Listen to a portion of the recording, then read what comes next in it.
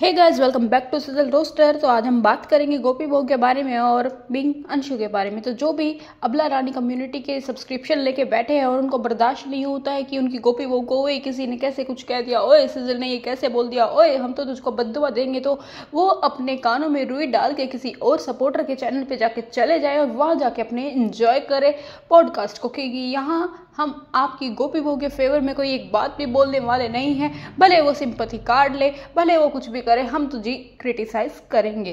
क्योंकि जो गोपी बहू है वो पीछे पड़ी है ससुराल वालों की और हम हैं ससुराल वालों के पक्ष में। तो जब तक गोपी बहू ससुराल वालों की छाती पे मूंग दलेगी, हम गोपी बहू की छाती पे मूंग दलेंगे। ओ, मूंग नहीं दलेंगे, हम तो अच्छे से उसको रोस्ट करेंगे, ग्रिल करेंगे। तो जो लोग भी यहाँ लिखने आए तेरे पास शर्म नहीं है, तेरे पास शर्म नहीं है, तो नहीं, मेरे पास शर्म नहीं है। क्योंकि वो मैंने बेच दी है, क्योंकि उसकी अबला रानी को ज़रूरत थी। वो मेरे पास बहुत थी, मेरे पास स्टॉक उसका बहुत ज़्यादा था, तो वो मैंने अबला रानी को बेच दिया।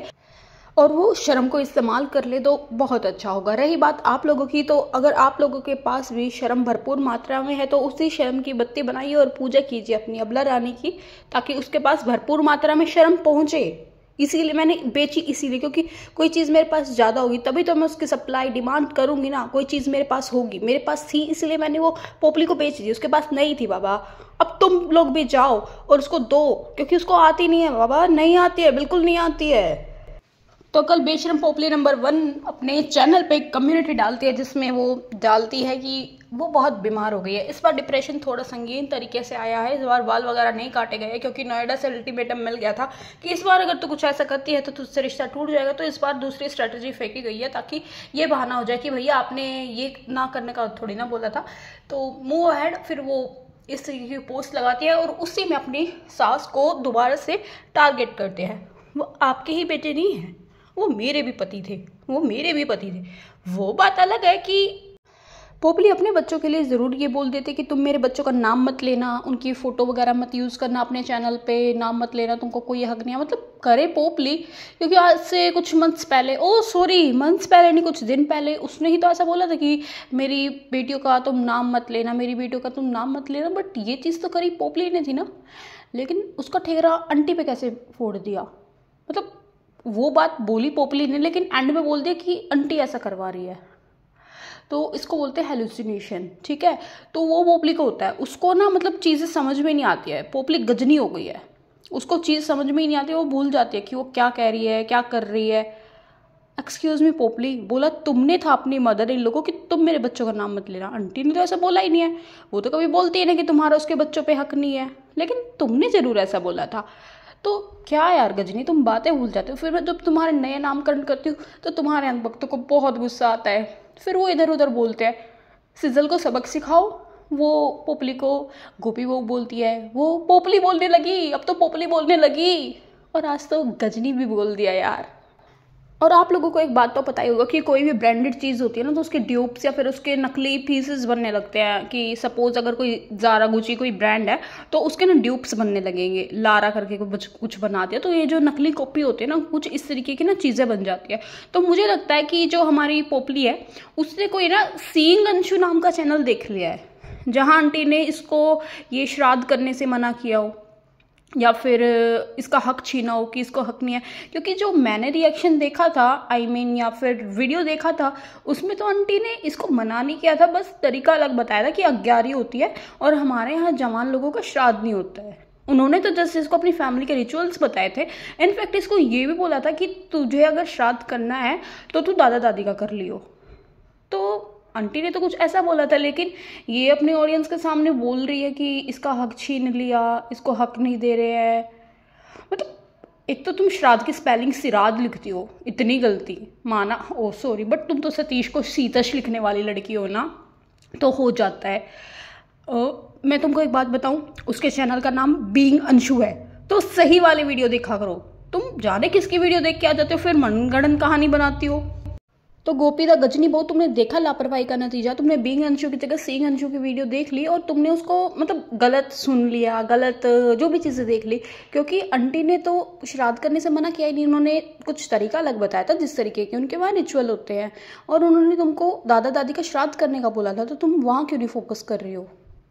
तो मैं तुमको बता रही हूँ, बीइंग अंशु की वीडियो देखा करो, सीइंग अंशु की मत देखा करो, फ्रॉड चैनल है वो, ठीक है। कितना अच्छे से मैनिपुलेट किया ना ऑडियंस को। और मेरे को पूछना तुमसे ये था कि तुम्हारी जो बेटियाँ है वो सिर्फ मोनू पापा को क्यों याद करती है? उनके सूरज पापा भी तो थे ना, दोनों बेटियों के सूरज पापा भी थे। वो सूरज पापा को क्यों याद नहीं करती है यार? वो क्यों नहीं पूछती है सूरज पापा कब आएंगे? और मेरा उन लोगों से क्वेश्चन है जो पोपली को थोक के बाह में सिंपैथी देते हैं कि देखो, अब पोक करती है पोपली, सब कुछ ठीक चल रहा था, सब कुछ नॉर्मल चल रहा था, लेकिन इसको उंगली करने दे कि मैं तुझे इनवाइट करूंगी उन लोगों को अपने घर पे, मैं तो बुलाऊंगी। 90% ऑडियंस को, इसके सपोर्टर्स को, सबको पता था वो लोग नहीं आएंगे, हमको भी पता था वो लोग नहीं आएंगे। इसको क्या उंगली करनी थी कि इसने उन लोगों को इनवाइट किया? इसकी इज्जत पे हाथ डालने वाले को कोई, मतलब सोच के देखो यार, सोच के देखो, लॉजिक। कोई आदमी है, ठीक है, कोई घिनौना आदमी है, वो तुम्हारी बेटी बहू पे, इज्जत पे हाथ डालता है और तुम उसको पूरी सब्जी खिलाओगी? सीरियसली तुम उसको इनवाइट करोगी? तो पहले क्यों उंगली की? Why why why why Popli, sorry Gajni बहू, वाई? फिर तुम उंगली करती हो, सब कुछ ठीक चल रहा था, वो लोग अपना जो भी कोर्ट केस कर रहे हैं वो लीगली कर रहे हैं, उनको कोई मतलब नहीं है, यूट्यूब पे कोई मतलब नहीं है, वो अपना लीगली लड़ रहे थे, तुम वो लेके आ गई। फिर तुम पड़ोसी को लेके आ गई। हाँ, वो बात अलग है, तुम्हारी एक सो कॉल्ड जेठानी भी बहुत कुछ बोलती है, लेकिन वो तुमको दिखाई सुनाई कुछ नहीं देती है, क्योंकि वो तुम्हारी मौसी की बेटी है।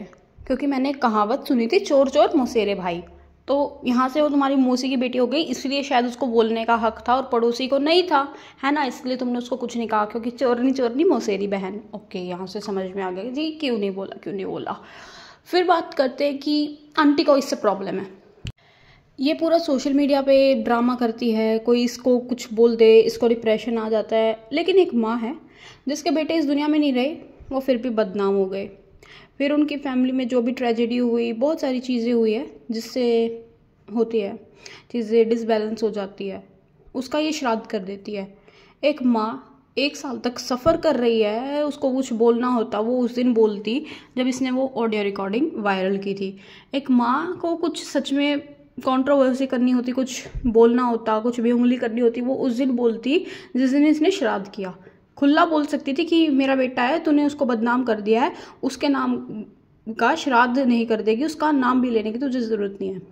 वो माँ 1 साल तक अपने अंदर घुटती रहती है। उसको ये बात तो थी कि मेरे बेटे को बदनाम कर दिया, ऊपर से ये भी था कि ये गलत जो है रिचुअल्स कर रही है, गलत रीति रिवाज फॉलो कर रही है। पहले ही हमारी फैमिली में इतना कुछ हो चुका है, रहे से ये हमारी फील्डिंग लगवा देगी, पितृदोष लगवा देगी, हमारा सब कुछ सत्यानाश हो जाएगा। वो 1 साल से इतना कुछ सह रही थी। ऊपर से जो पोपली थी उसने पिछले अपने व्लॉग में ये बोल रखा था, अगली बार तो और ग्रैंड करूँगी, अगली बार तो और अच्छे से करूँगी, अगली बार तो पंडित को बुलाऊंगी। आंटी को था खौफ कि ये इस बार भी करेगी। इसका तो क्या जाता है, पितृदोष लग गया तो तभी तो बोल रही है इसको करना है। अगर इसको फिक्र होती रिचुअल्स की, पितृदोष की, तमाम चीज़ों की, तो ये मान लेती आंटी की बात। बट इसको कुछ घंटा फर्क नहीं पड़ता, इसको करनी अपने मन की है। इसके लिए इसका ईगो सबसे ऊपर है कि मुझे कुछ चाहिए, मेरे माइंड में कुछ आ गया था, मेरे को करना है जी। फिर तुम्हारे रिचुअल्स गए तेल लेने, मैं तो अपना करूँगी। क्योंकि उस श्राद्ध वाले वीडियो में तुम देखना, इसकी मम्मी बोल रही थी कि हमारे यहाँ, यानी कि इसके मायके के वहाँ ऐसा होता है कि जो इसकी दादी थी, अम्मा थी, वो वाले रिचुअल्स होते थे, और इसकी मम्मी इसको बता रही थी अपने मायके के रिचुअल्स वो फॉलो करवा रही थी। अनभक्तों को मुझ पे यकीन होगा नहीं तो जाके एक बार खुद से वीडियो देख लेना। जो श्राद्ध वाला वीडियो है ना, उसमें सूरज भाई के फैमिली वाले या ससुराल वाले रिचुअल्स फॉलो नहीं हुए थे, उसमें इसके मायके वाले रिचुअल्स फॉलो हुए थे। और उसकी मम्मी इसको गाइड कर रही थी कि ऐसे ऐसे होता है, हमारे यहाँ ऐसे होता है, हमारे मतलब इसके मायके में ऐसे होता है। तो आंटी को होगा भाई डर कि हमारी बहू अपने मायके वालों के रिचुअल्स क्यों फॉलो कर रही है, क्योंकि बेटे तो वो इनके थे ना, DNA वो इनका था।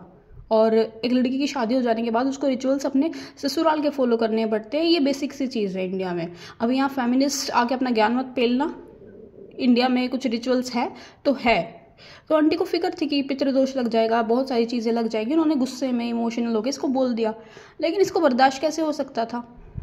अरे भाई, आंटी को तुझसे कुछ बोलना होता ना, कंट्रोवर्सी करनी होती, अंशु का चैनल बोलना होता, तो वो तुझे उस दिन जवाब देती जब अपनी बेटियों से बुलवाया था ना, वो थम्स अप करवा के थंबनेल लगा रही, स्क्रीन पे देख लेना, जब ये बकवास करवाई थी जब इन्हीं छोटी बच्चियों से बुलवाया था बुआ गंदी है, दादी दादा गंदे है, तो तू तब नहीं सोचती कि उन्हीं की पोतियों के मुंह से तो उनकी बुराई करवा रही है। आंटी को कैसा लगता होगा, उसकी भी तबीयत खराब होती होगी। जब तू बड़ों की लड़ाई में छोटे बच्चों को इन्वॉल्व करती है, उन लोगों को ये धोखे जैसा वर्ड सिखाती है जिसको धोखे वर्ड का मीनिंग में नहीं पता, उनके मुंह से दादा दादी के लिए तू जहर उगलवाती है, तब तुझे फिक्र नहीं होती है कि दादा दादी हर्ट होंगे, उनकी तबीयत भी खराब हो सकती है, कि बेटे तो चले गए वो इस दुनिया से, वो तो हमारे रहे ही नहीं, अब उनका जो अंश है वो भी हमारी बुराई कर रहा है। तब तू सोचती है कि उनको कैसा लगता होगा। तो पोपली तू जैसा करेगी ना वैसा भरेगी, साफ सीधी बात है। और टाइटल तूने ही लगाया था ना परसों वाली वीडियो में, जो जैसा करेगा वो वैसा भरेगा, या भगवान सब देखता, वट जो भी टॉन्ट देने के लिए लगाया हुआ था। तो पहुंची तू है हॉस्पिटल पोपली, तो देख ले अब अपना। और हॉस्पिटल क्या पहुंची है भाई, कमेंट्स डिलीट कर रही थी फटाफट फटाफट फटाफट, मैंने कम्युनिटी लगाई है वो देख लेना, कमेंट्स डिलीट हो रहे थे। तो ये कैसा हॉस्पिटल है जो पोस्ट लगाने दे रहा है, कमेंट डिलीट करने दे रहा है। हॉस्पिटल छोड़ो, अगर हम घर में भी होते हैं ना और मैं बीमार हो जाऊँ, मैं फ़ोन चला रही हूँ, तो मेरी मम्मी पापा वो भी सामने से बोल देते कि इस फ़ोन को आग लगा दे, चुपचाप जाकर रेस्ट कर ले, अगर मुझको तेरे हाथ में फ़ोन दिख गया तो तुझे बहुत डांट पड़ेगी। वो भी इस तरीके की बातें बोल देते कि चुपचाप रेस्ट कर, फ़ोन चलाने की ज़रूरत नहीं है। इसके तो भाई साहब, इसके हॉस्पिटल वाले भी लगता है हमसे डील हुई होगी कि कंट्रोवर्सी करते हैं और उसके कुछ डॉलर्स तुम भी ले लेना। तो यार अभी देखो पोपली, यार कम्युनिटी में मज़ा नहीं आया, मैं कहती हूँ एक अच्छी सी वीडियो लेके आओ, 4-5 टॉन्ट फेंक के मारो यार, कुछ लाइंस मारो, ऐसे क्या काम चलेगा यार। मैंने बिग बॉस देखना छोड़ रखा है तेरे ड्रामे के चक्कर में, मुझे वहाँ मज़ा नहीं आ रहा है। गॉसिप की इतनी लत लग गई है, इतने नेक्स्ट लेवल का गॉसिप और ड्रामा देती हो ना तुम पोपली, मुझे अब बिग बॉस में मज़ा ही नहीं आता है। इतना ड्रामा मैंने यूट्यूब पर देख लिया।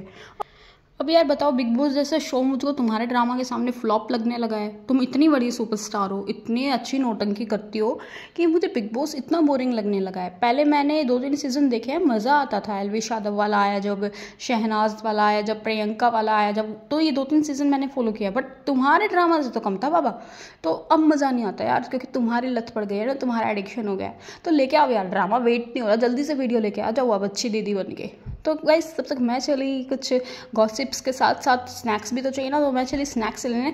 तब तक आप भी वीडियो देखो, लाइक करो, कमेंट्स करो, अपना ओपिनियन बताओ। मिलते हैं फिर जल्द, जब गोपी बहू का वीडियो आएगा ना तो हमारा भी आएगा। फिर मिलते हैं जल्द नए वीडियो में, तब तक के लिए bye bye and take care everyone.